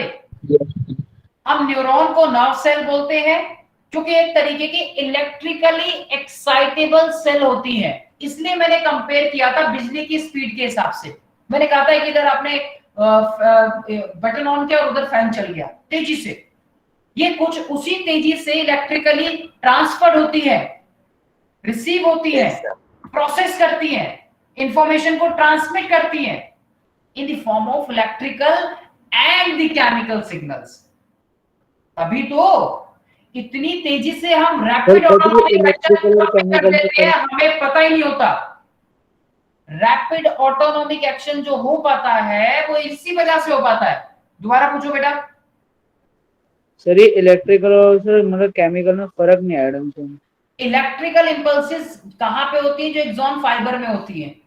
जब मैसेज पास होता है ना, पास ऑन होता है, तो वहां पे होता है। जैसे मान लीजिए कि डेंड्राइट ने, इस ब्रांच ने आपको स्टिमुलाई दिया, बहुत गर्म है, ये पहुंचा यहां से इस सेल बॉडी में, और सेल बॉडी में इलेक्ट्रिकल इंपल्सेस की फॉर्म में तेजी से आगे की तरफ पहुंचा, और फिर आगे एक पॉइंट आता है जिसको हम सिनेप्टिक टर्मिनल बोलते हैं या सिनेप्सिस बोलते हैं। जब फंक्शन समझेंगे तब बात करेंगे उसकी, जब हम फंक्शन की बात करेंगे तब हम देखेंगे। सिनेप्सिस का मतलब होता है, यहां एक सिनेप्सिस वर्ड आता है, synapses. Synapses is a gap between two neurons. एक न्यूरॉन का एंड होगा और दूसरी न्यूरॉन का डेंड्राइट होगा। इन दोनों के बीच में टाइम पीरियड के लिए जब चेंजेस होते हैं तब वो केमिकल इंपल्सेस की फॉर्म में होते हैं, कुछ टाइम पीरियड के लिए। सर अगर हमारे सर पे बिजली गिरती है तो सर इसी कारण से ज्यादा फर्क नहीं पड़ता ना, अगर हम ग्राउंड को टच कर रहे होते हैं, वो ट्रांसफर हो जाती है, आगे बच जाते हैं इसलिए। Yes sir. ठीक है, तो ये इलेक्ट्रिकल इंपल्सेस की फॉर्म में जाती है और बीच में केमिकल इंपल्सेस में भी कन्वर्ट होती है सिनेप्सिस में। क्यों? क्योंकि वहां कई ऐसे केमिकल्स होते हैं जैसे कि न्यूरोट्रांसमीटर जिसको हम बोलते हैं, जिनके बारे में हम आगे पढ़ेंगे। पहले बेसिक बॉडी डिजाइन पढ़ लें। कुछ बच्चे सेल बॉडी की बात कर रहे थे अभी। अब सेल बॉडी जो होती है, जिसको हम साइटम या फिर सोमा का नाम भी देते हैं, क्या होते हैं उनके बारे में जानते हैं। सोमा को हम साइटोन भी बोलते हैं, सिंपली एक न्यूरल सेल है। और सोमा जो यहाँ पे वर्ड दिया है, मैंने शायद आप लोगों को पहले भी बताया हो कि बहुत सी लैटिन और ग्रीक लैंग्वेजेस का यूज किया जाता है। लैटिन लैंग्वेज और ग्रीक लैंग्वेजेस का यूज किया जाता है बायोलॉजी के अंदर। लेकिन ये जो सोमा वर्ड है, ये सोमा एक ग्रीक वर्ड है। Yes sir. इसका मतलब होता है ग्रीक बॉडी। इसका मतलब होता है body. Good, very good, body. ठीक है, जिसका मतलब बॉडी होता है। तो साइटोन की शेप्स होती हैं अपनी, या आपको जब आप देखोगे तो ये स्फेरिकल हो सकता है, ठीक है, ये ओवल शेप भी हो सकता है, ठीक है, ये हमें जैसे कि एक पिरामिड की शेप का भी मिल सकता है, स्टार शेप भी मिल सकता है, एटसेट्रा। अलग अलग शेप जो है हमें देखते हैं। एक जो सेल होती है उसके अंदर साइटोप्लाज्म भी होता है। जब आप सेल की बात करते हो तो उसके अंदर उसका साइटोप्लाज्म भी होता है। सेल ही तो है ना, तो सेल है तो उसके पास साइटोप्लाज्म होगा, और इस साइटोप्लाज्म को हम क्या बोलते हैं? न्यूरोप्लाज्म। न्यूरोप्लाज्म इन न्यूरॉन्स। न्यूरॉन्स के अंदर न्यूरोप्लाज्म होता है।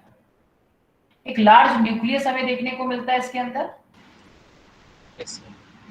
ठीक है, लार्ज न्यूक्लियस प्रेजेंट होता है, और जिसमें कई न्यूक्लियोलस भी प्रेजेंट होते हैं, प्लस न्यूक्लियोलस होते हैं।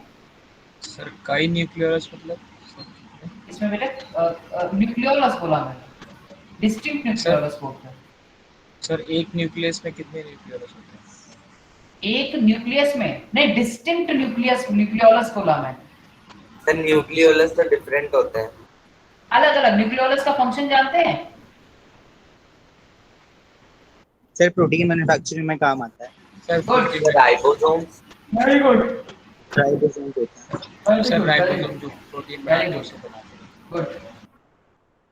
तो ये अलग अलग हमें देखने को मिलता है। जैसे और क्या होता है, हम साइटोम जब इसके अंदर देख रहे हैं तो ऑर्गेनल्स भी होंगे, ठीक है, मैनी यस सर, ऑर्गेनल्स, सारे होते हैं। ठीक है। अभी हमने पीछे देखे भी थे, जिसमें कि आपका गोल्जी एपरेटस था, एंडोप्लाज्मिक एंडोप्लाज्मिक रेटिकुलम था, रेटिकुलम, गोल्गी एपारेटस, माइटोकॉन्ड्रिया। ठीक है। यहाँ पे न्यूरोट्यूब्यूल्स भी प्रेजेंट होते हैं। आपकी वॉइस लो हो गई। यस सर, बहुत न्यूरोट्यूब्यूल्स लोग भी हैं। प्रेजेंट होते हैं, यहाँ पे न्यूरोट्यूब्यूल्स भी प्रेजेंट होते हैं। अच्छा, नीजल ग्रैन्युल्स भी प्रेजेंट होते हैं। नीजल ग्रैन्युल्स किसको बोलते हैं हम? यहाँ आप लोगों ने स्टडी की होगी क्लास 9th में नीजल ग्रैन्युल्स को लेके, बच्चों पढ़ा होगा ना? Yes sir. हाँ, ये जो पार्ट्स होता है ना उसके न्यूक्लियस के सराउंडिंग, यहाँ नीजल ग्रैन्युल्स जो है वो प्रेजेंट होते हैं। There is a region where Nissl granules are present, there is a region, ठीक है। और इस नीजल ग्रैन्युल्स के अंदर हम देखते हैं क्या, रिबोसोम्स। सर इसमें प्रोटीन सिंथेसिस होता है और ये ट्रांसपोर्ट Yes, करता है sir. प्रोटीन को साइटोप्लाज्म। गुड, प्रोटीन रिबोसोम से तो यानी कि प्रोटीन का सिंथेसिस होगा yes With yes sir, endoplasmic reticulum, endoplasmic reticulum. ठीक है। तो ये नीजल ग्रैन्युल्स एक तरह के, हम इनको प्रोटीन्स का नाम भी देते हैं इसलिए इनके। और सर आपने न्यूरोट्यूब्यूल्स के बारे में क्या बताया था? इसके बारे में, न्यूरोट्यूब्यूल्स इसका पार्ट है बेटा, जो आपने जैसे सेल्स में पढ़ा है ना, microtubules, yes yes sir, sir. वो न्यूरोट्यूब्यूल्स हैं। सर न्यूरॉन्स में। ठीक है जी। और कौन कौन से पार्ट्स होते हैं इसके अंदर? और कौन कौन से पार्ट्स होते हैं बच्चों? Sir mileage. बताएगा sir mileage. Dendrite, sir dendrite भी इसी से लिख सकते हैं ना? सर अच्छा, जैसे जैसे माइक्रोट्यूब्यूल्स की बात करते थे ना बच्चों सेल्स में, तो वो एक तरह से उसमें एक शेल शेप को मेंटेन करने में हेल्प करती है। उसी तरीके से यहाँ पर भी ये जो न्यूरोट्यूब्यूल्स होते हैं ना, ये भी उसकी शेप को मेंटेन यस सर, ये करने शेप में को अपना मेंटेन और मैकेनिकल स्ट्रेंथ प्रोवाइड करेंगे। वेरी गुड, मेंटेन शेप और उसको plus support mechanical support. Mechanical support we can say that, support provide करती है, ठीक है। ये ध्यान रखिए। फंक्शन हो गया सर न्यूरॉन्स मरते नहीं है? ब्रेक नहीं होती, टूटती रही है। सर जो सेल बॉडी है इसमें मतलब माइटोकॉन्ड्रियाज के नंबर भी बहुत ज्यादा होंगे ना, क्योंकि sir high amount of energy भी हाई चाहिए। अमाउंट ऑफ एनर्जी चाहिए, होती है बिल्कुल, ठीक है। और इसी साइटोप्लाज्म के अंदर प्रेजेंट होती है, ठीक है जी। ये बात समझ आई? Yes sir. Yes sir. ठीक है। सो अब क्या बचा इसके अंदर हमारे इस पार्ट में, ये तो हो गया। और उसके बाद नीजल ग्रैन्युल्स को प्रोटीन बोला हमने, मेम्ब्रेन इसमें शीट सोमा जो है हमारी, एक एक्टिव साइट होती है इसकी, जो बॉडी होती है पूरी की पूरी।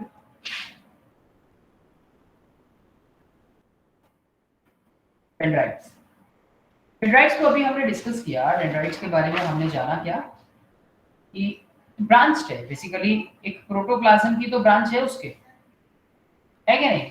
डेंड्राइट्स की जब हम बात करते हैं, Yes. कोई क्या करते हैं, डेंड्राइट्स का फंक्शन क्या होता है? ट्रांसमिट। सर पिछले में सर हमने एक इम्पल्स को ट्रांसमिट करवाना। एक मिनट बेटा, transmit impulse from where to where,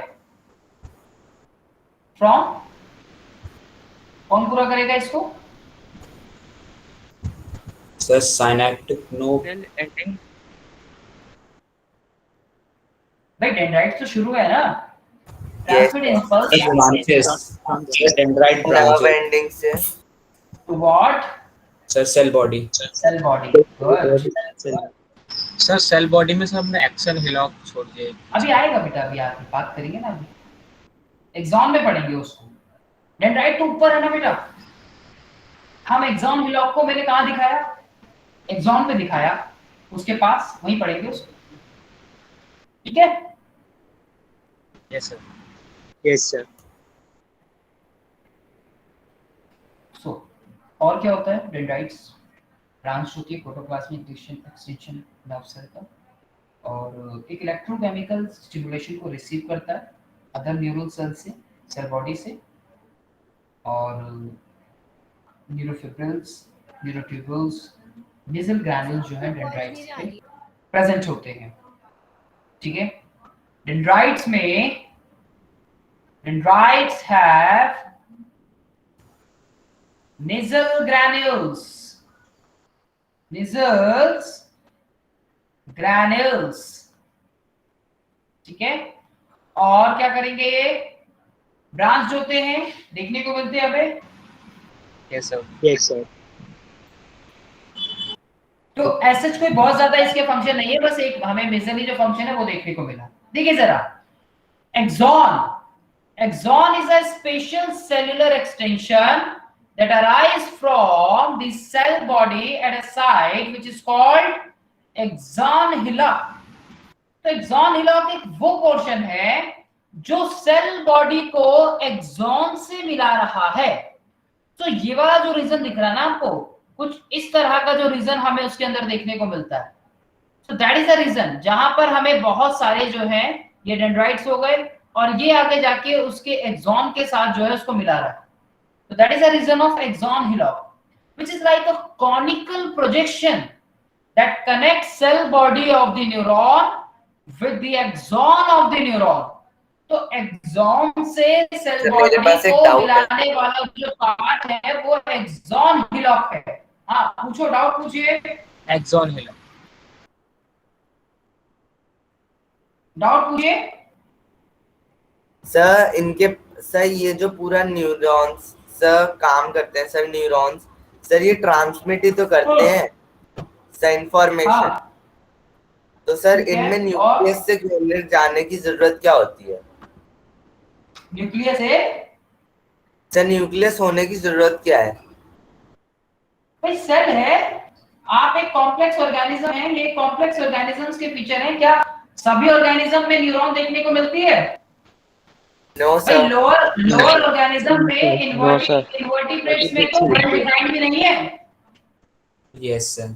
higher invertebrates में कुछ में कह सकते हैं हम कि कुछ टाइप हमें देखने को मिलती है ये, और जबकि नंबर्स भी इन्वर्टिब्रेट्स की ज्यादा हैं अगर कॉर्डेट्स या वर्टिब्रेट्स से कंपेयर करें तो। मैं पूछ रहा हूँ जरूरत क्या है यहाँ पे न्यूक्लियस? न्यूक्लियस एक तरह से समझिए कि एनर्जी प्रोवाइड कराने में माइटोकॉन्ड्रिया के साथ अपना रोल प्ले कर रहा है। सर कोऑर्डिनेट कौन करेगा सर, फंक्शन कौन बताएगा सर? बेटा आवाज समझ नहीं आई।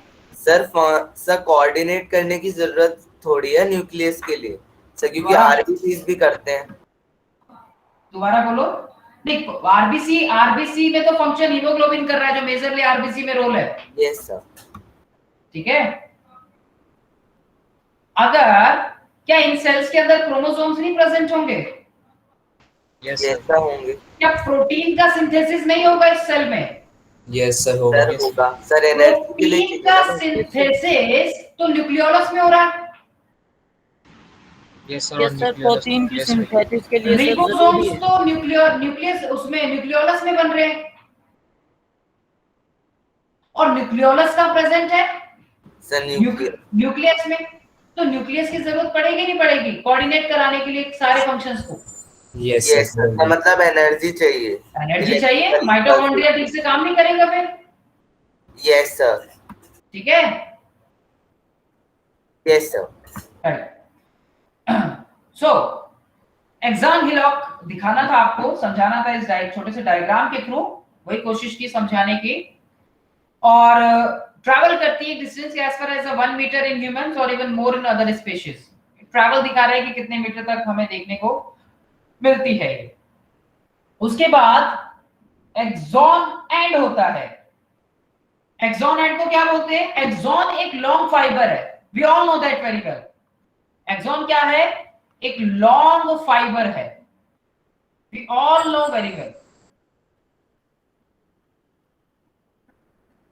और यहाँ पे एक डिस्टल एंड होता है, वो ब्रांच होता है, जहां पर एक बल्ब लाइक स्ट्रक्चर हमें देखने को मिलता है, और एक्सॉन एंड को हम क्या नाम देते हैं? सिनेप्टिक नोब का नाम देते हैं। Synaptic knobs. ठीक है जी, वो हो गए सिनेप्टिक नोब्स। सिनेप्टिक नोब में सिनेप्टिक वेसिकल्स प्रेजेंट होते हैं, सिनेप्टिक वेसिकल्स प्रेजेंट होते हैं, एंड ये जितने इसके अंदर इन आगे हम पढ़ेंगे हालांकि इसके बारे में, इन सिनेप्टिक वेसिकल्स में कुछ केमिकल्स प्रेजेंट होते हैं। इनके अंदर क्या है? इनके अंदर केमिकल्स प्रेजेंट हैं, और इन केमिकल्स को हम नाम देते हैं, ना ना ना ना ना, इन केमिकल्स को हम नाम देते हैं न्यूरोट्रांसमीटर्स। सर न्यूरोट्रांसमीटर्स, ये भी सर एक तरह के प्रोटीन ही होते हैं ना? हाँ बेटा, काइंड ऑफ न्यूरोट्रांसमीटर्स। ये लाइन मत लेना यार, ये वाला, ये न्यूरोट्रांसमीटर ध्यान रखना, ठीक है? तो एक्सॉन और डेंड्राइट में उनके नंबर्स के बिहाफ पे एक्सॉन और डेंड्राइट की नंबर्स अलग अलग होते हैं, कि ये बात आप लोग जानते हो? सर फिर कम हो गई आपकी वॉइस। मैंने कहा कि एक्सॉन और डेंड्राइट के जो नंबर्स के बेस पे न्यूरॉन्स 3 तरह के हमें देखने को मिलते हैं, on the basis of the संख्या ऑफ द और the base of the neurons. लेकिन उससे पहले एक बात सुनिए, most neurons receive signals via dendrites, we know that, and send out signals down the axon. yes, यहाँ हमें Yes, कई sir. पार्ट्स देखने को मिलते हैं जिसको हम फेसिकल्स का नाम देते हैं। न्यूमरस एक्सॉन जो है वो एक बंडल्स की फॉर्म में देखने को मिलते हैं। आपको दिख रहा होगा इस स्ट्रक्चर्स में बंडल्स की फॉर्म, एक Yes. बंडल लाइक एक स्ट्रक्चर देखने को मिलता है, जिसको हम नर्वस फेसिकल का नाम देते हैं। सिर्फ एक ये वर्ड समझाने के लिए आपको ये फिगर लगाई गई है मेजरली। आप लोग एक वर्ड पढ़ेंगे नर्वस फेसिकल। ये नर्वस फेसिकल एक तरह का क्या है? This is a bundle of the axon. Yes और सर। यही जैसे आगे नर्व्स बना रहे हैं। वायर के चारों तरफ इंसुलेटर होता है जिससे जिससे अभी इंसुलेटर की भी बात करेंगे बेटा, अभी इसके उसकी भी बात करेंगे। तो एक बंडल हमें देखने को मिलता है, जैसे कि ये आपको दिखाया गया है यहाँ पे। तो ये बंडल दिख रहे हैं, ये बंडल दिख रहा है सबको, ये बंडल दिख रहा है, ये बंडल दिख रहा है। These all are the bundles. हमने इसको निकाला, जूम किया तो उसके अंदर से एक एक्सॉन निकले। ये एक पूरी की पूरी एग्जाम को आगे देखा तो वहां श्वान सेल्स और एंड उसका देखने को मिला, हमें मोटर न्यूरॉन एंडिंग देखने को मिले, सेंसरी रिसेप्टर देखने को मिले, नोड्स ऑफ रेनवियर, सारी चीज देखने को मिली। तो फेसिकल क्या होता है?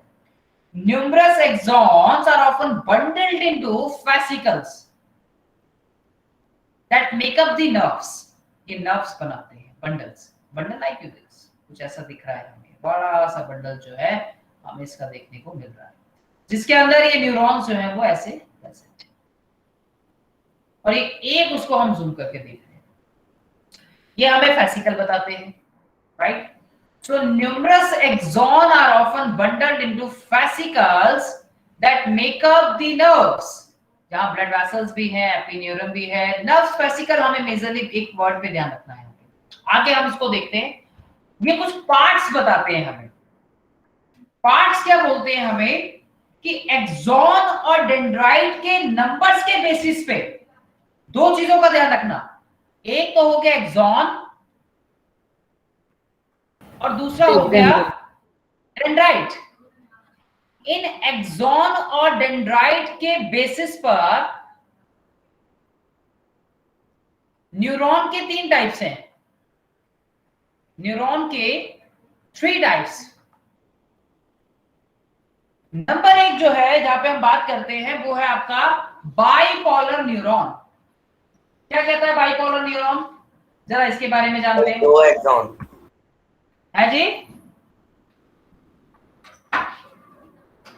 One way to classify neuron is by the number of extension that extends from the neuron cell body. Number one, bipolar. Bipolar neurons have two processes extending from the cell body. क्या बोला? Bipolar. इसमें एक axon और एक dendrite होगा. Bipolar. Okay sir. जो आंख के रेटिनल सेल्स में मिलेंगे, ऑल्फैक्टरी सेल्स में मिलेंगे, एपिथेलियल सेल्स में देखने को मिलेंगे, एटसेट्रा. बाई मतलब दो. बाई मीन्स क्या होता है? दो. ठीक है. आवाज आ रही सबको मेरी? Yes sir. एक होता है आपका pseudo unipolar. Pseudo means false, uni मतलब single. These cells have one axon which divides into two. एक एक्सॉन है जो दो में डिवाइड हो गया.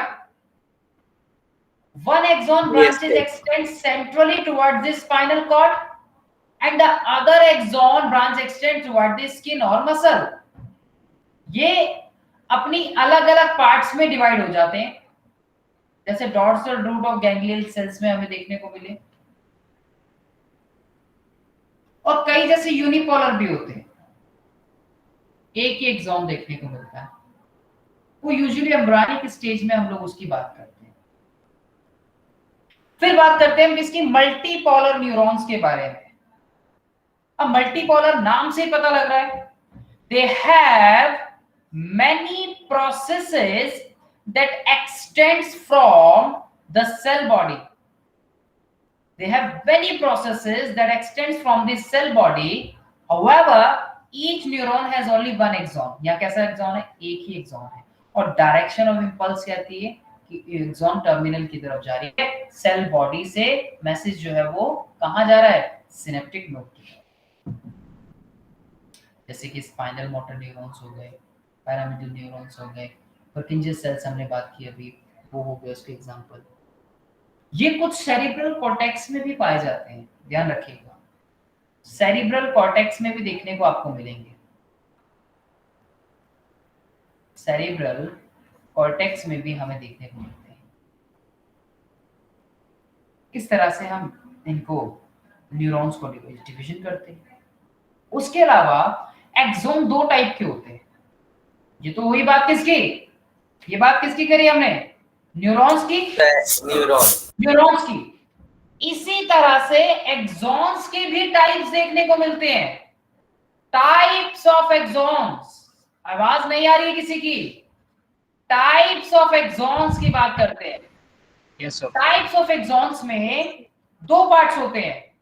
The one is myelinated axon and the second one is non-myelinated axon. Myelin का मतलब होता है माइलिन शीथ से बना होना. Myelinated nerve fibres Schwann cell से कवर्ड रहते हैं. माइलिनेटेड शीथ जो होते हैं या माइलिनेटेड एक्सॉन जो होते हैं, they are covered with Schwann cells. They have a series of Schwann cells. They are lined up along this axon, long fiber. ये देखिए, ये रहा एक्सॉन और वो कवर्ड है किससे? उसके सराउंडिंग माइलिनेटेड शीथ है और उसके ऊपर श्वान सेल्स प्रेजेंट है. तो myelinated nerve fibre Schwann cell से कवर्ड होते हैं. ये श्वान सेल भी एक साइंटिस्ट के नेम पे ही है ना? बिल्कुल जी, बिल्कुल बिल्कुल, श्वान साइंटिस्ट का नाम है. ठीक है. तो myelinated nerve fibre Schwann cell से कवर्ड होते हैं. ये सेल एक्सॉन के चारों तरफ जो है आपको देखने को मिल रहा है, ऑल द साइड्स.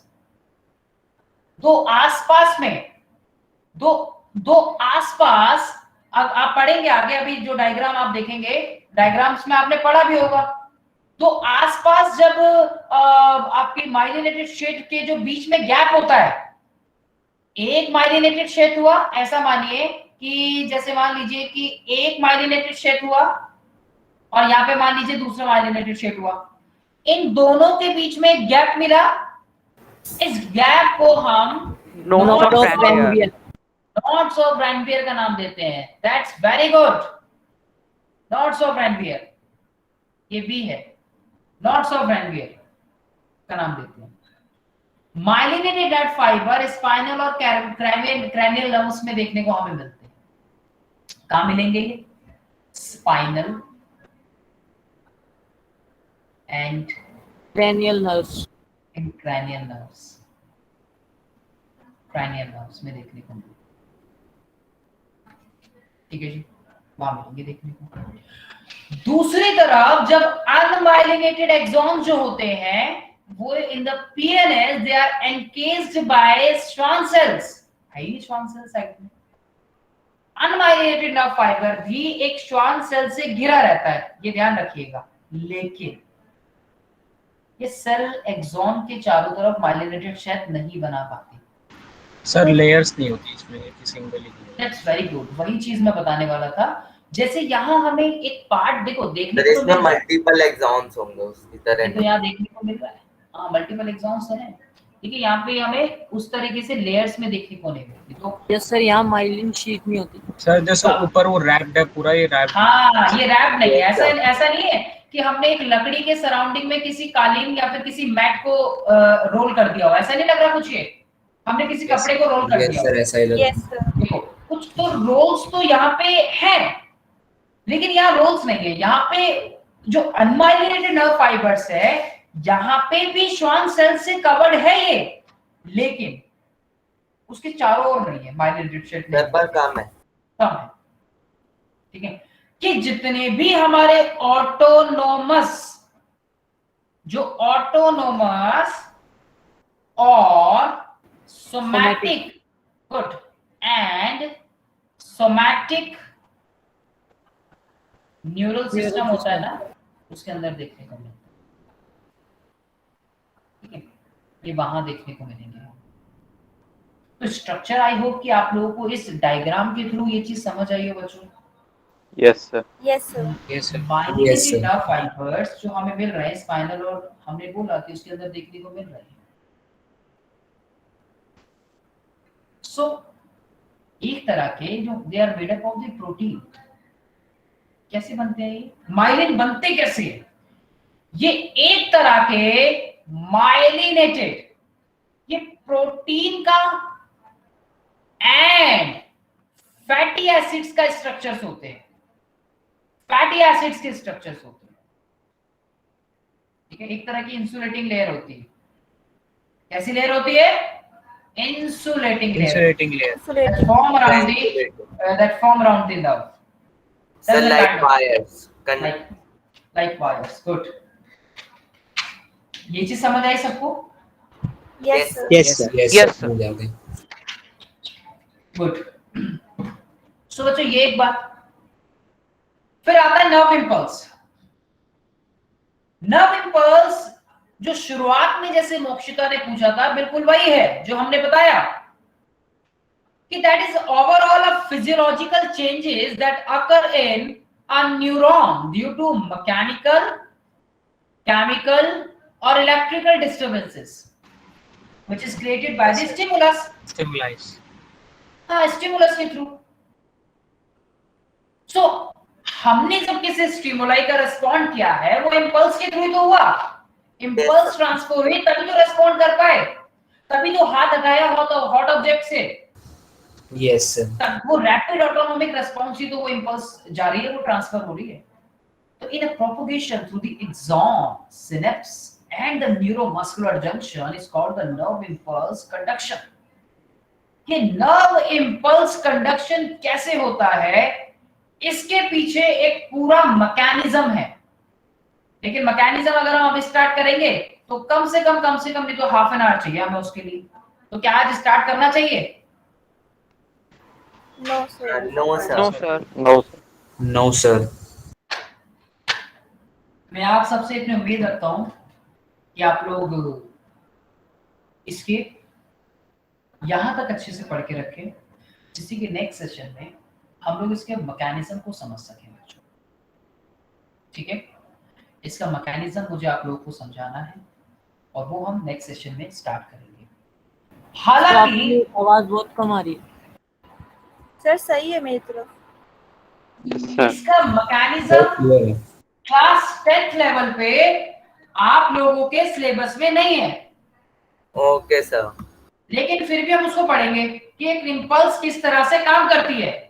आपके सीबीएसई में इस मैकेनिज्म पे क्वेश्चन नहीं आने वाला, लेकिन आपकी नॉलेज होनी चाहिए कि भाई जब एक स्टिमुलस आता है तो एक न्यूरॉन के अंदर क्या क्या चेंजेस होते हैं वो हमें पता होना चाहिए।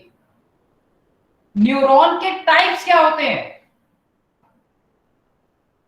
न्यूरॉन या एक्सॉन के टाइप्स क्या होते हैं, ये भी सवाल आपके सीबीएसई क्लास 10th में नहीं आने वाला। लेकिन जो बच्चे एनडीएससी की तैयारी कर रहे हैं, जो फ्यूचर की तैयारी कर रहे हैं अपने 11th की, वो जरूर ध्यान से पढ़ें, इसको जरूर समझें अच्छे से। Yes sir. सो इसी के साथ आज इतना ही रखते हैं बच्चों। Wish you all the best. Good evening sir. Good evening sir. मिलूंगा आप लोगों से नेक्स्ट क्लास में। बोलो बेटा, किसी ने कुछ पूछा अभी? हाँ बच्चे। Bye sir. Sir pseudo unipolar neuron एक बार और समझा दीजिए। हाँ जी हाँ जी। स्यूडो यूनिपोलर जो थी, स्यूडो का मतलब हम पढ़ते हैं फॉल्स, यूनि मतलब एक। ये जो सेल्स हैं हैव वन एक्सॉन, और एक एक्सॉन जो है वो दो पार्ट्स में डिवाइड हो जाता है। देखो एक पार्ट को हम बोल सकते हैं कि वो एक आपका नीचे की तरफ डिवाइड हो रहा है, एक जो देखो ऊपर से आ रहा है। तो one axon branch extend centrally toward the spinal cord, ये पोर्शन है इनके जहां पे देखने को मिलेगा। And the other axon branches extends toward the skin और the muscle. Dorsal root of the ganglion cells में देखने को मिलते हैं, गैंग्लियन सेल जो होती है वहां देखने को मिलेंगे। तो एक एंड गया कहां पे, टुवर्ड स्पाइनल कॉर्ड, और दूसरा एंड गया कहां पे, स्किन या मसल्स की तरफ। इसको बोलते हैं स्यूडोपोलर न्यूरॉन्स। Okay sir. किसने पूछा था question? Sir Jyotishna. Okay sir एक डाउट मुझे भी है सर। हाँ बेटा बोलो बोलो बोलो। यस सर पूछूं? Okay sir. हाँ, सर जो हाँ, बाइपोलर न्यूरॉन हमने पढ़ा था सर, इसमें sir have two processes extending from cell body. Sir इसमें मुझे जो प्रोसेसेस है सर उसका मीनिंग क्लियर नहीं हुआ है सर, एक बार वो बता दीजिए। प्रोसेसिंग, एक मिनट। बाइपोलर न्यूरॉन एक टाइप की न्यूरॉन है बेटा, हमने पढ़ा, that has two extension. Yes sir. ठीक है, दो एक्सटेंशन होती है यहाँ पे, one axon and one dendrite. Simple, एक एक्सॉन है बेटा यहाँ पे और एक डेंड्राइट हमें देखने को मिल रहा है। हाँ उसकी ब्रांचेस हो सकती हैं, ठीक है, उसकी ब्रांचेस हो सकती हैं, ब्रांचेस वो देखने को मिल रही है। बहुत सारी बाइपोलर सेल्स होती हैं यहाँ पे, स्पेशलाइज्ड सेंसिटिव न्यूरॉन्स होती हैं for the transmission of sense. तो जो भी ये कहा, ये फंक्शनिंग में आपको क्या समझ में आया? मैंने बोला ना कि जो भी हम सेंस कर रहे हैं, हम टच कर रहे हैं, हम बैलेंस बना रहे हैं, हम हियर कर रहे हैं, हम टेस्ट कर रहे हैं, जो भी फंक्शनिंग हम कर रहे हैं वो बाइपोलर न्यूरॉन की वजह से कर पाते हैं। Yes sir. They are part of most important neuron, most important part of sensory pathway, we can say that. ये एक सेंसरी पाथवे का पार्ट है। आप समझ आया बेटा? इस लाइन से समझ आया? सेंसरी पाथवे समझे? Sensory pathway, yes sir. जैसे फॉर टेस्ट, फॉर सुनने के लिए, for smell, taste, yes sir sir. एक सेंस ऑर्गन्स के लिए। हाँ फॉर स्मेल हो फॉर गया, hearing, for smelling, for tasting. बिल्कुल। और सर टच हो गया, गुड साइड। उसके अलावा टेम्परेचर, टच हो गया, सर देखने के लिए, बैलेंस हो गया, देखने के लिए हो गया, बैलेंस हो गया, ये सभी बात समझे? अभी समझ आया बेटा? इस एग्जांपल से समझ आया? Yes sir. कोई भी डाउट नहीं रखना किसी को भी, ठीक है? चलिए अब बढ़िया तरीके से नेक्स्ट सेशन में इसका मैकेनिज्म बताऊंगा और आपको मजा आ जाएगा मैकेनिज्म सुन के कि एक्चुअली होता क्या है, जो फंक्शनिंग हमें देखने को मिलती है। तो आज के लिए इतना ही रखते हैं बच्चों, यहाँ तक अच्छे से पढ़ के रखिएगा। क्लियर नहीं हुई है। पूछिए। सर मैं पूछूं? सर जो हम टू प्रोसेसेस लिख रहे हैं सर यहाँ पे, इसका मतलब है एक डेंड्राइट और एक एक्सॉन, सर इसको मिला के हम टू बोल रहे हैं क्या? हाँ दो प्रोसेसेस बना रहा है ना वो। अच्छा ओके सर। डेंड्राइट और एक्सॉन का फंक्शन एक है? क्या डेंड्राइट और एक्सॉन का फंक्शन एक है? नो सर नहीं है। नहीं है। नो इसलिए सर दो डिफरेंट है। प्रोसेस हो। हाँ, इसलिए।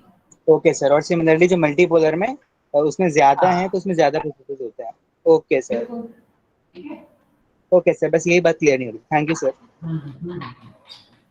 Thank you sir, bye sir. Thank you, Bye sir. to all of Good you. evening, sir. Thank Bye, you, good sir. Evening sir, bye sir. Good evening to Good everyone. Good evening evening sir, sir, good bye evening sir. Everyone. Bye to all of you. Good evening, sir. Good evening, everyone. Bye everyone.